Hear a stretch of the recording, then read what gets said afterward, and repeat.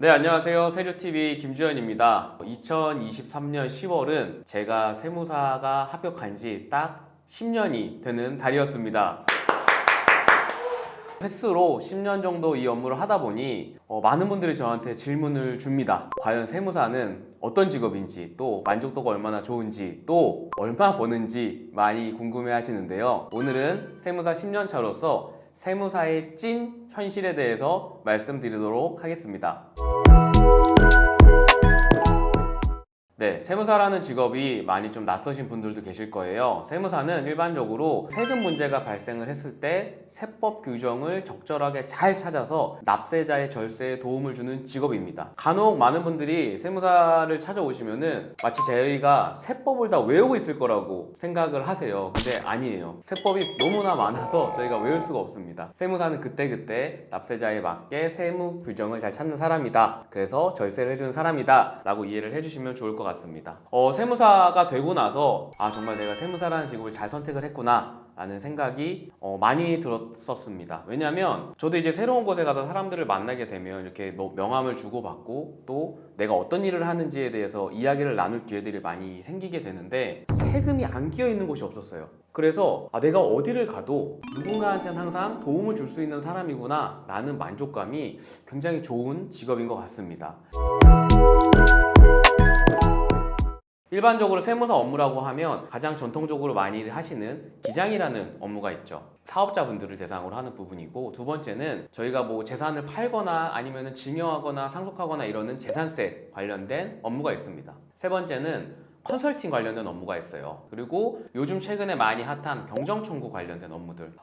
신입 세무사님들이 많이 이렇게 질문을 주세요. 저는 어떤 업무를 하는 게 좋을까요? 라고 질문을 주시는데 저는 약간 시야를 넓게 가져가셨으면 좋겠어요. 간혹 저도 이제 세무사님들을 만나보면 그런 얘기를 여쭤봐요. 일부러 혹시 어떤 거 전문으로 하세요? 라고 여쭤보면 저는 뭐 병원 전문입니다. 저는 뭐 어디 전문입니다. 라고 말씀을 주시는 세무사님들도 계시고, 또 어떤 세무사님들은 저 돈 주면 다 하죠. 제 능력이 필요한 업무는 저는 다 하죠. 또 이렇게 말씀을 주시는 분들도 있으세요. 결국에는 내가 어떠한 시기에 어떤 업무를 맡느냐에 따라서 집중도에 대한 차이라고 저는 생각을 합니다. 만약에 내가 나는 기장만 하는 사람이야 라고 생각을 했으면 저는 이렇게 다양한 사람들을 많이 만나보지 못했을 것 같아요. 그래서 이제 세무사 업무를 시작을 하신다라고 하면, 또 세무사라는 업무에 대해서 고민을 하신다라고 하면 업무의 범위는 정말 무한합니다. 왜 그럴까요? 세금이 안 나오는 데가 없어요. 내가 뭐만 좀 해도 다 세금이에요. 거기에 가서 내가 있기만 하면 세금에 대한 문제들이 정말로 요소요소에서 발생을 할 수 있구나를 몸소 느끼시게 될 겁니다. 두 번째로 보면은, 이거는 전 수험생분들도 되게 많이 질문 주셨고,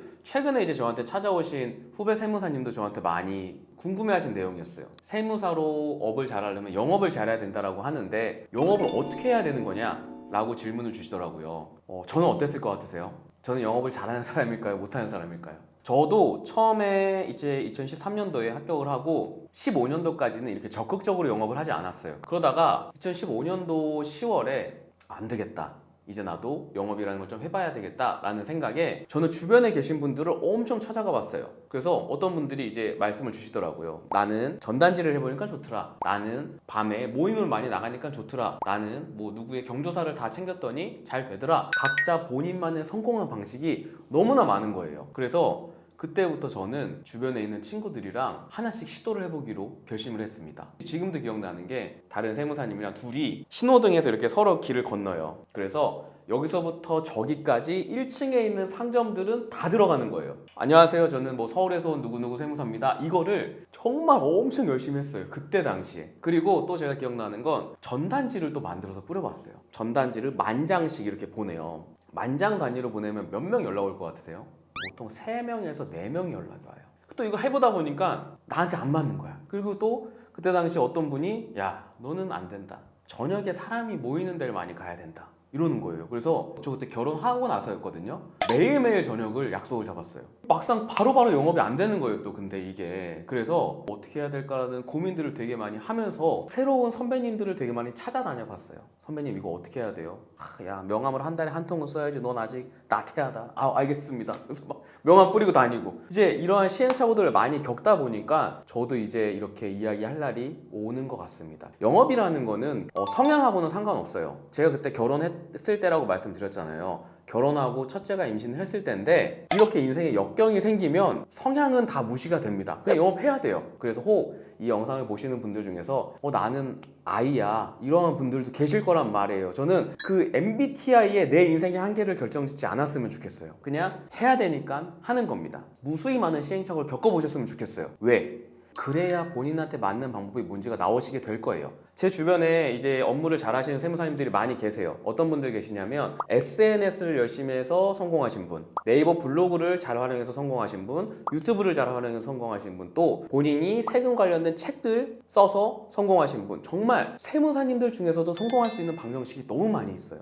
그분들 가운데 내가 닮아가고 싶은 사람의 발자취만 따라가도 아마 여러분들은 어느 순간 영업을 굉장히 잘하는 세무사님들이 되어 있을 겁니다. 그리고 제가 항상 말씀드리지만 찾아가세요. 아마 많은 분들이 누군가 거절하지 않을까라는 걱정부터 하실 거예요. 절대 그렇지 않습니다. 아마 여러분들이 진심으로 찾아와 주신다라고 하면 여러분이 가지고 계신 고민을 많이 해결을 해주실 수 있을 거라고 생각을 합니다.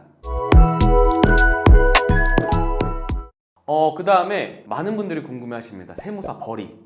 세무사 벌이는 정말 천차만별이에요. 왜냐면 어떤 분은요 거래처가 엄청 많은데도 세무사님 혼자 사무실을 운영을 하시는 분도 계시고요. 어떤 분은 거래처가 아직 많이 없음에도 불구하고 이러한 시스템을 구축을 하기 위해서 직원분들을 세팅을 하고 시작을 하시는 분들도 계세요. 이 말씀을 드리는 이유는 뭐냐면 일반적인 근무 세무사님들이 연봉이 얼마가 되고 이미 이거는 다 알아요. 근데 개업을 하잖아요. 저는 최근에 정말 1년에 몇십억 버는 세무사님도 만나봤어요. 제가 말씀드리고 싶은 건 뭐냐, 세무사는 내가 얼마만큼 일을 하느냐에 따라서 벌이가 결정돼요. 세무사님들도 성향이 있어요. 뭐냐면 나는 세무사로서 실력을 확 키워서 학문적으로 조금 더 우위에 있는 세무사가 될 거야 라는 분들도 계시고, 나는 세무사라는 건 직업일 뿐이기 때문에 소득을 극대화할 거야 라는 분들도 있으시단 말이에요. 이거는 내가 사업을 어떻게 운영할지에 대한 부분이지 세무사로서 어떻게 내가 설정을 하느냐에 따라서 굉장히 많이 달라지게 될 거라고 저는 생각을 합니다. 다만 제가 한 가지 말씀드리고 싶은 건 뭐냐, 업무의 범위를 한정짓지 마셨으면 좋겠어요. 세상의 모든 일에는 세금이 발생합니다. 세무사님들이 할 수 있는 일이 너무 많아요. 우리가 안 하고 있을 뿐입니다. 꼭 이거 기억해 주시기를 바라겠습니다.